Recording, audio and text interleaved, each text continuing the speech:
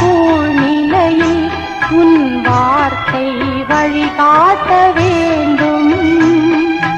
தாழ்வினில் நான் மூழ்கி தவிக்கின்ற போது என் நிறைவாழ்வே நீ தேற்ற வேண்டும். உன் அருள் ஒன்றே நான் தேட வேண்டும். அது என் வாழ்வை வளமாக்க வேண்டும்.